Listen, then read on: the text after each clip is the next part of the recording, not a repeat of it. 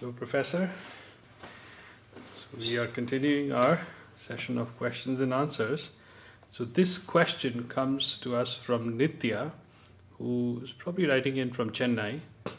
Her question is, when competing members of the team are faced with lack of trust, yet a need to build a cohesive, non-threatening, comfortable customer experience without your client coming to know about the team's differences, how does one go about removing this insecurity and lack of trust so a synergy is created? And she also provides a little bit of context. She says that I'm currently faced with this situation in the workplace. Each member of the team has certain targets which count towards the year-end bonus. Each client has the potential to bring in repeated referrals. Because each of them have their own targets, members feel insecure having someone else deal with their individual client. When they are made to attend to another team member's client, the amount of attention given is also not the best that should be offered. There is a feeling in the management that this is definitely having a negative impact on the office environment, and that clients are already aware of these things hampering the brand image.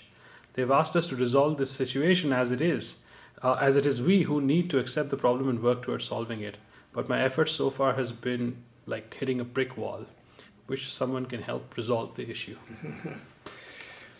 Well, it's interesting, this lack of trust. Think about where the question comes up is there must be fear. Because if there would be no fear, there's no question about trust. If you're fearful about somebody doing something that is not in your interest or something like that, then there's a lack of trust. So once we get rid of the fear issue, then there's no problem with trust. It's not even something you discuss. Now you mentioned targets. Okay, now why would you have targets? See, targets are never a great idea, because you would actually like the person to do the best they could for the team and the company.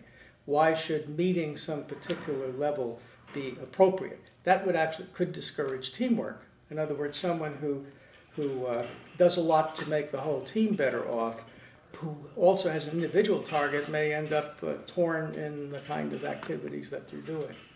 I think targets are a very bad idea. There should be a payoff to the team, and then perhaps the team should have an internal discussion about how to share that payoff. That would be a very productive way to do it.